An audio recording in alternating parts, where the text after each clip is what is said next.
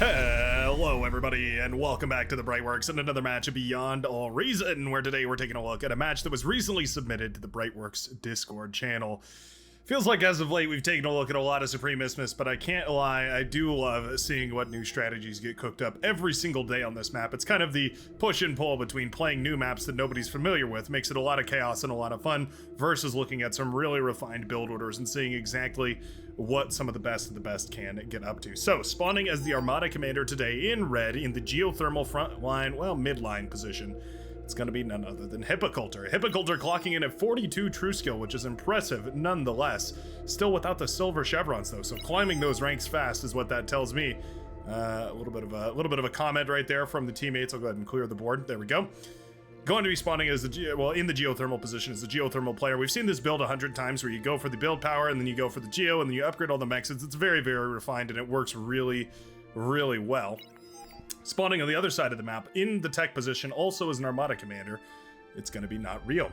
Not Real clocking in at 38 true skill, so a couple points lower open skill, pardon me, a couple points lower than Hippocultor, but with the silver chevrons indicates at least a little bit longer game time experience.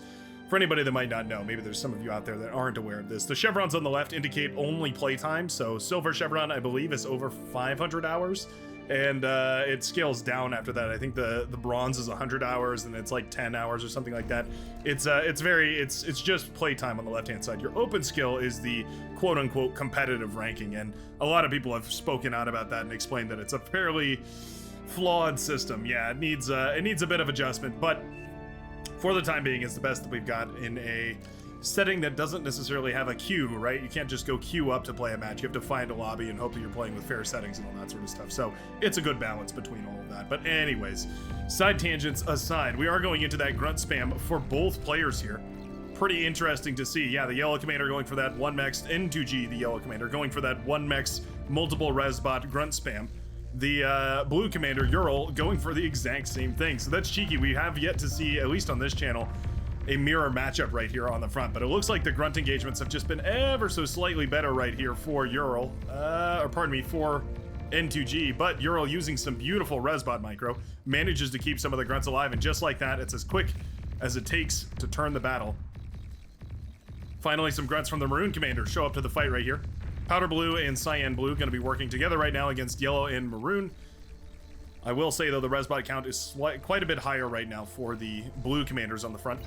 Yellow commander is still eating up the metal in order to fund all this, of course. That's the benefit of getting those resbots out nice and quickly, as you can put them out on the front line and reclaim all this. Feeding that metal back into the war machine allows you to boost production like a madman. You can see N2G, a glorified construction turret right now. Can't spare any construction power. Needs it all to put it on the front line. Oh, one of the resbots falls. Another one goes down as well. Maroon commander sweeping in from the right-hand side, taking out tons and tons of units. Beautifully done. Just like that, the yellow and maroon commanders have simultaneously taken control of the front line, meaning grunts are going to start pushing in, trying desperately to blast things apart. 2v1, cries out Ural. Not true. Liku has been up there with the grunts right there. Took a brief moment from production, though, in order to get those constructors up and running. Will clean up the run-by of grunts, moving on the central section of the middle of the map on the blue-hand side. Ural now going for some static defense. Grunts rushing forward to try and blast it down. They will actually manage to blast that LLT down quite nicely here, and Ural is forced offline. This entire map cleaned up in moments from the red team as soon as they get control over all that juicy metal, taking no extra time in order to clean all that up and feed it back to the war machine. Now is the moment where N2G decides to, once the battle is won, decides to go ahead and spec into a couple more constructors, putting some of these constructors to work, building metal extractors, wind turbines. Eventually, we're getting ready to scale that economy. Got a single constructor to start pumping out units here as well. All is looking fabulous for the red team. Geothermal almost finished right here for the red commander. Actually going for the geothermal before the build power here. Interesting. Finishes up the geothermal. I mean, that's definitely going to help pay for the energy needed for the build power here, so that's well worth remembering. Construction turrets, 3,200 energy apiece. Lavender commander, transported on over to this side of the map over here. Going to be escorted by a couple of fighter planes as well, just to make sure that this is all safe and sound. Tan commander likewise transported over here as well. Infamous going to be capturing this little metal island over here while contesting the high seas. We have a couple of amphibious tanks right here from Bearded Coder. Gonna send those bad boys crawling through the water, under the waves, and into the base of the red commander. Beautifully done. That's an excellent timing attack because, of course, going for that geothermal can pop the energy economy of this geothermal player quite easily. Gazgrim has set up a little naval lab here, started producing units. We do have a submarine on its way across. Very dangerous, that submarine. Only 10 hits in order to bring down a commander, more or less. Makes it very, very dangerous when under the seas and up against a lone commander without any anti-submarine weaponry.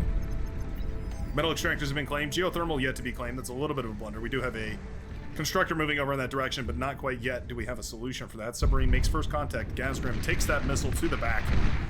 91% immediately.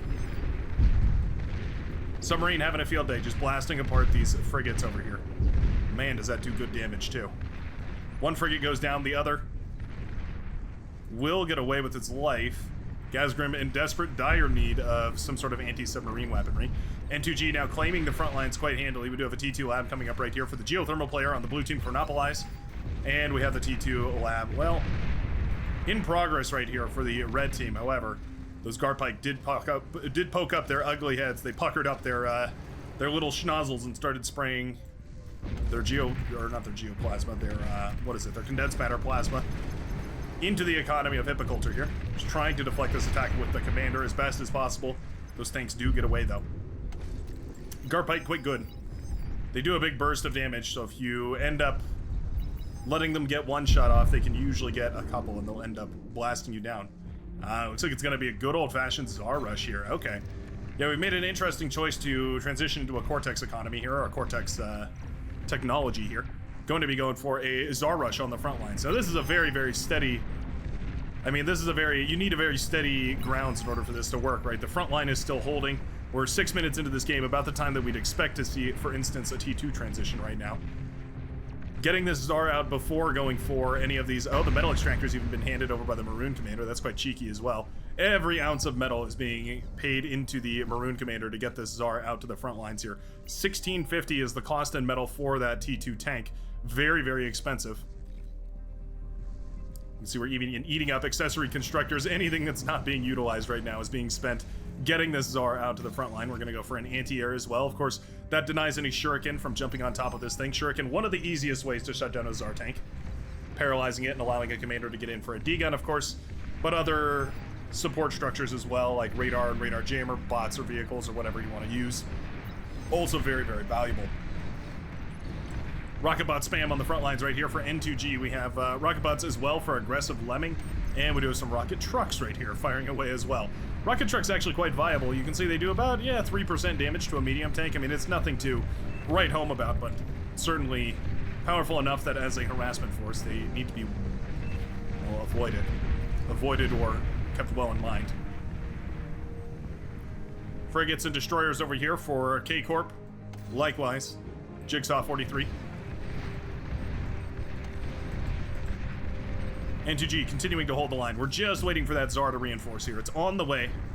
Slowly but surely, it's actually been handed over to the Maroon Commander, aggressive lemming now. Oh, need to keep it moving. Need to keep that Tsar moving. Oh, that's too precious. A Tsar rush from the red team or from the blue team as well. Just like that, the yellow commander discovers exactly what we're going up against here. It's exactly the same strategy. We've got a mirror matchup right now between the two Tsars. That is too funny. Hold on, I want to switch into this perspective for this. I want to grab a quick picture of the Tsars. There they go. The two Tsars battling it out right there. We can actually, since we're in Cinema Cam, we might as well get down in here, get down in the personal business of it. Watching the Tsar fire its cannon away. One commander has already been sniped right here, and it's looking for the kill on the other. LLT standing its ground. Tsar will blast it to smithereens, though. Jump back into our overhead camera. Beautifully done. Gazgrim holding the Navy quite nicely, just giving a higher perspective right here. Gazgrim, the Green Commander, holding the Navy over here, just holding his own, trying to make sure that the Navy doesn't die. As long as these ships stay alive, they can continue to fight, but it is going to be tricky to try and contest all of this. T2 economy would be the difference between managing to pump out enough boats and not having enough in the backline right here.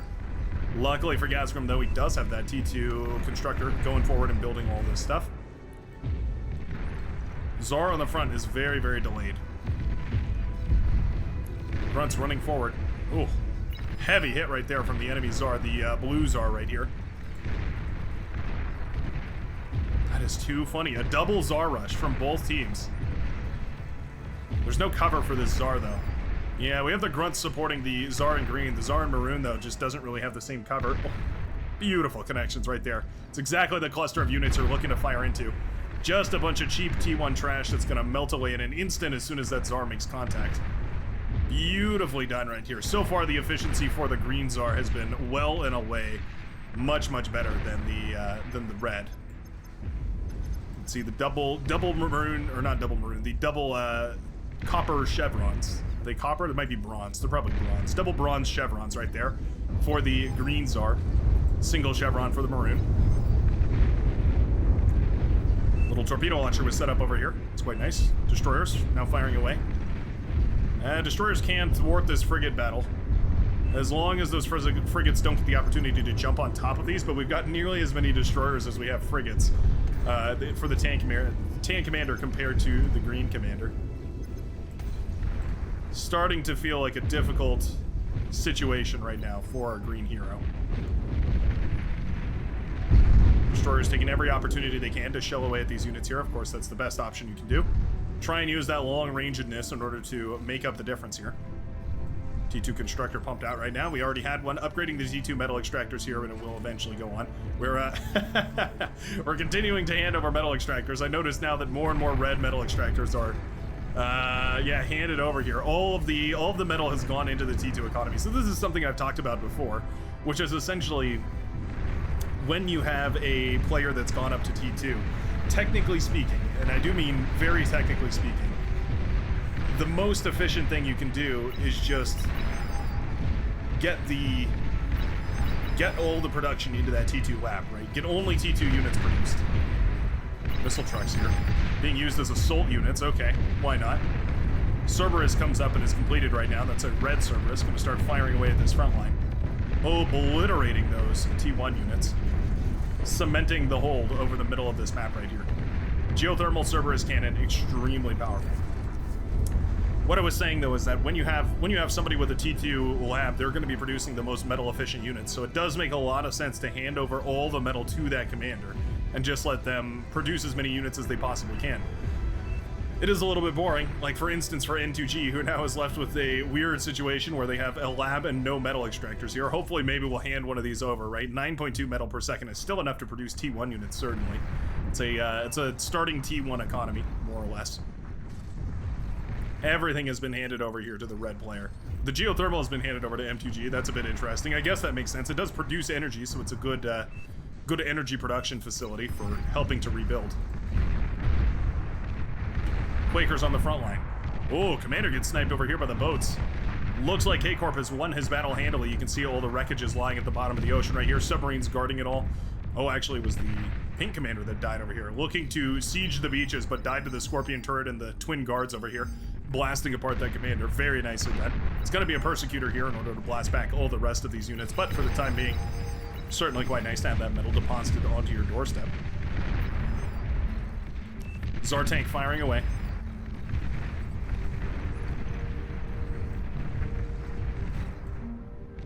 Oh, Jigsaw making a little bit of a push here. Intriguing. That's the Lavender commander now building a T1 bot lab. Moving through a minefield here. Having a very difficult time. Anti-air doing wonders, by the way, melting apart this air wall from over here. Little tiny bits of damage here and there. But every single one of those shots counts, and it weakens this air wall slowly but surely. That'll be shut down by the frigates over here. Also should be within range of this laboratory, so they will be able to fire away at that as well. Landmines now cleared by Grunt Spam. Quite nicely done. Salamander is going to come up right now for K-Corp. Very quick transition right there from the pink commander. I love to see it. We are seeing a weird bit of aggression right here. The Lavender commander trying to save face and go for whatever they can after being pushed out of the water here. Going for a last throw, desperate attempt. We do have units come to try and reinforce this, but this T2 constructor's in a lot of trouble right next to those explosive E-converters. Popping those would kill the constructor. Wow, shurikens to save the day though. With a sliver of HP, 16 HP remaining right here on the E-converter. Just barely will it stay alive. Those shurikens saving the T2 constructor right there. Salamanders now making their way under the water back in this direction to try and attack the Lavender Commander, I think it's only a matter of time before this is all cleaned up quite nicely, and that's just a whole bunch more metal deposited on the red beaches. Wow. That's an aggressive T3 expansion right here. You can see all the metal continually funneled to the red player. Still T1 on the front lines right now. Yeah. We have rattlesnakes. We have T2 static defenses, but still T1 units fighting against that Tsar. That is too funny. We've got some Tiger tanks that were handed over to the Yellow Commander. Effectively, what we've done here is we've outsourced all production to our geothermal player, and then we've gone ahead and just handed the units back out to the front line to control. It makes a lot of sense. I mean, it's very, very micro-specific. Like, it depends on how much APM you have to spare on the front lines, but it makes a lot of sense to have the people that are contesting the front just be focused on controlling the units as best that they can, making sure that you get 100% efficient trades, or the most efficient trades you possibly can.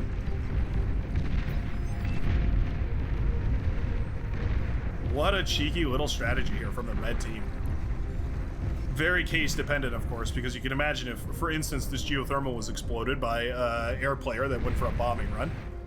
Are we looking towards anything like that in the backline? Not so much. Trotsky, my goodness, with plenty of wind turbines and some more to spare. Going for maximum wind turbine production. We've actually got wind turbines here from the blue commander as well.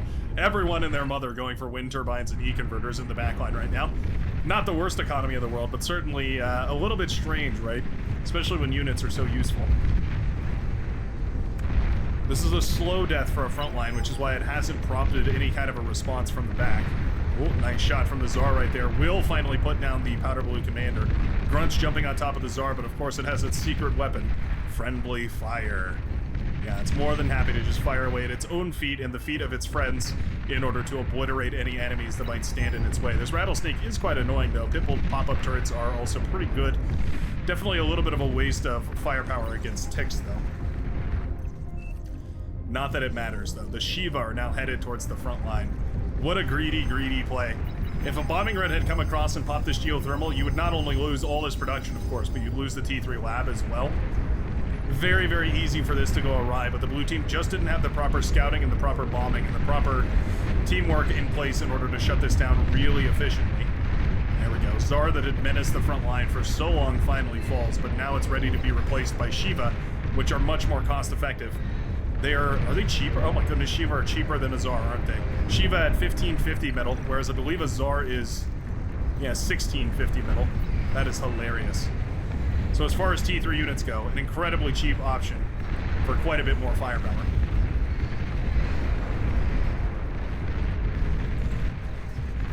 Juno missile connects over here.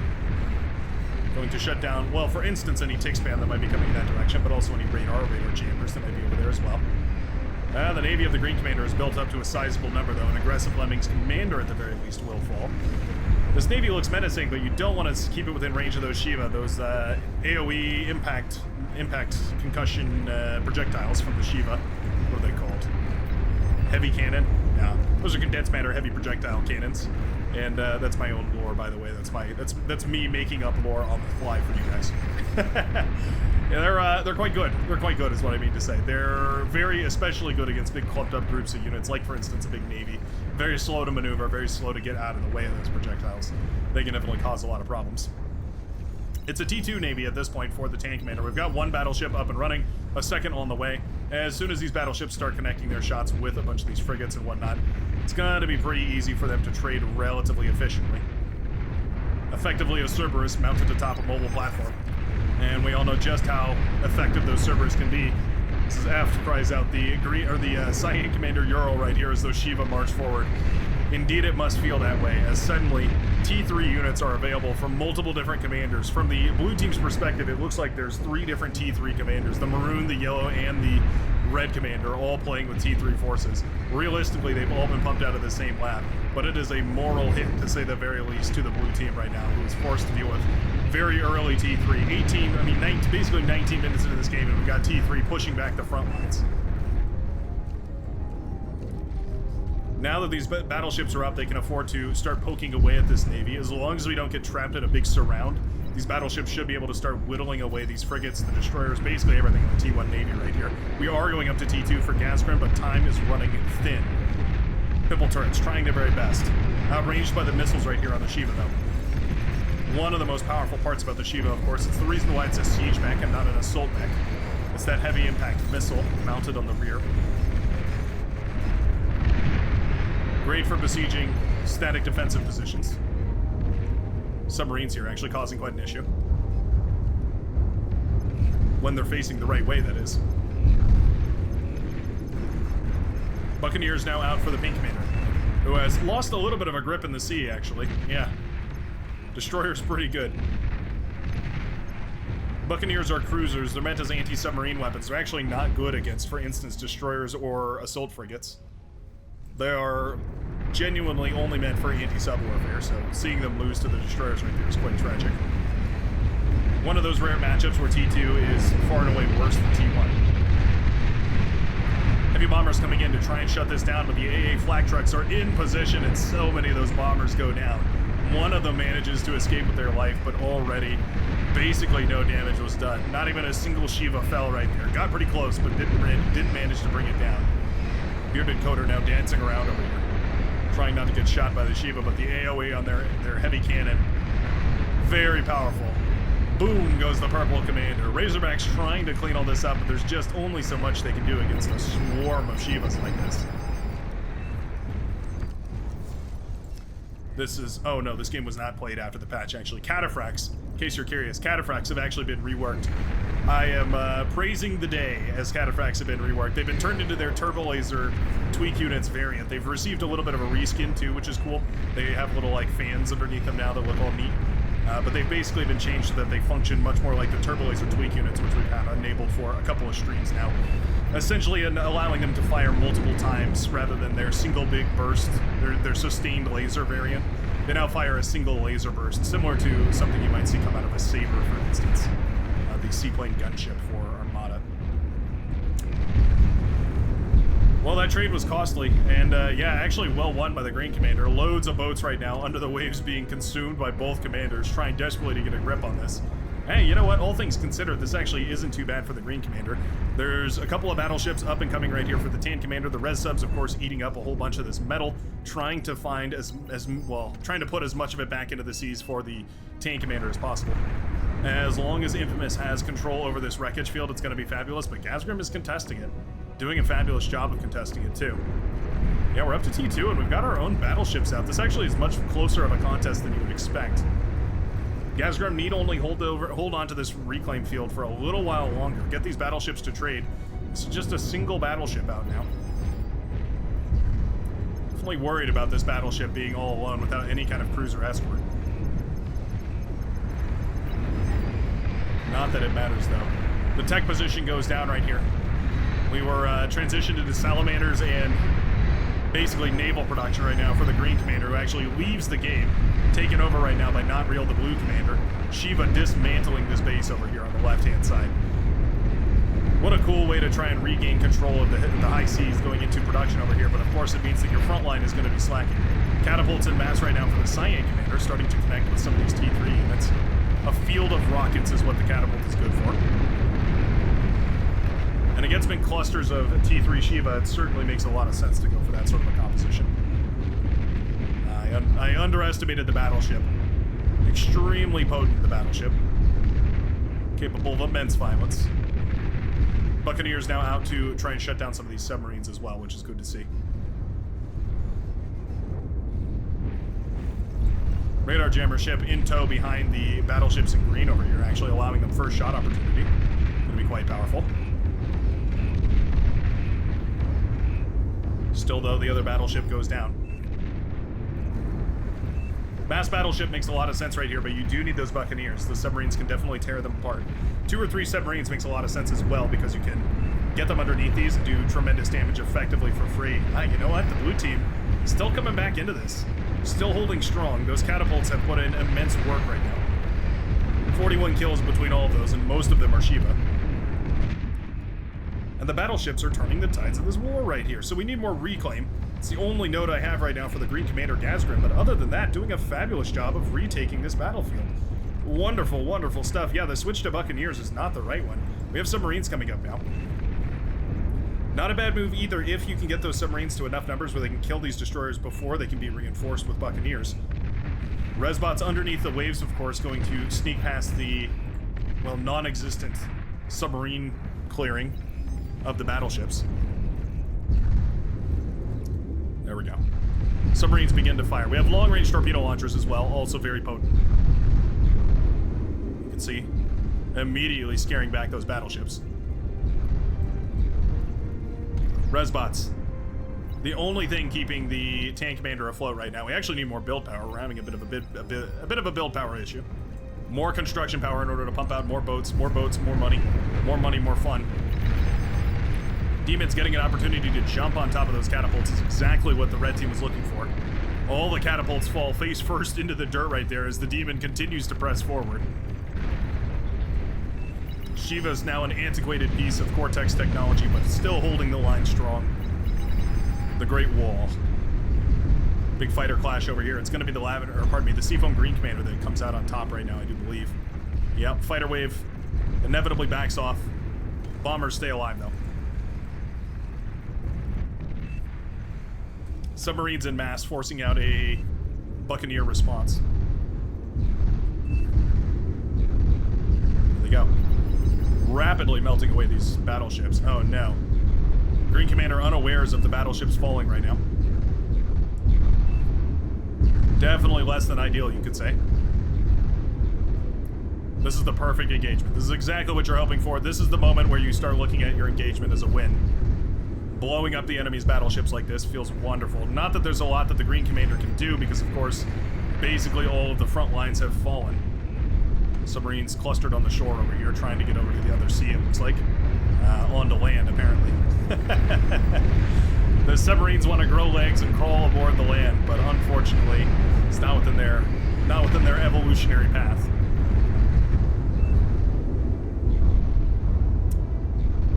The Buccaneers finally start dealing with these submarines over here, but already the res subs have eaten up the majority of the boats right here. Eating up these wreckages with glee, and one by one, the red team has begun to lose all of their production facilities. Demon in the sky causing loads of issues. Demon anti-air backpack missiles firing away as much as they can, but there's really only so much they can do. Shiva's continuing to blast away as well, just like that. The red team has managed to break through. What a cheeky little play. Handing over all the economy to the T2 and eventually the T3 player. It feels strange, but it definitely works. It's extremely efficient.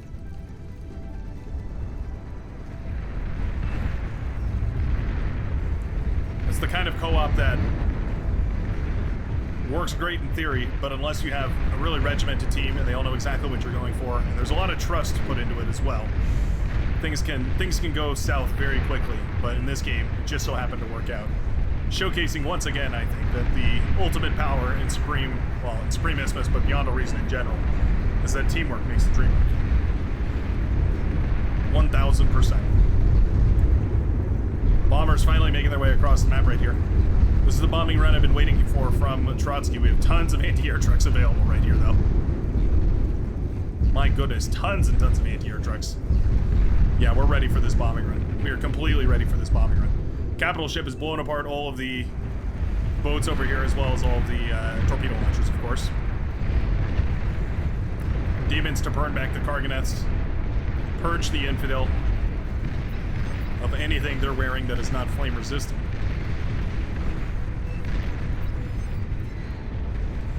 Catapults, cargonets, T1 bot labs, build power, you name it. Demons will chew through it in an instant. One demon falls, the other is still in the base though. T3 lab in peril. Aphis ready to fall. Wind turbines galore, all under siege. A beautiful explosion. Oh, a little bit of a bombing run. A nice bombing run right here from the Seafoam Green Commander, but just a little too late, I'm afraid. As after all that, it'll be the red team's massive teamwork play that ends up putting them on top here in this game of Beyond All Reason. Wouldn't be surprised if we see a whole lot more of this moving forward. I've said it for a long time, and I'll continue to aggressively reiterate it. Teamwork definitely makes the dream work in these games. Thanks a ton for watching, and I will see you in the very next game of Beyond All Reason. Peace out, everyone.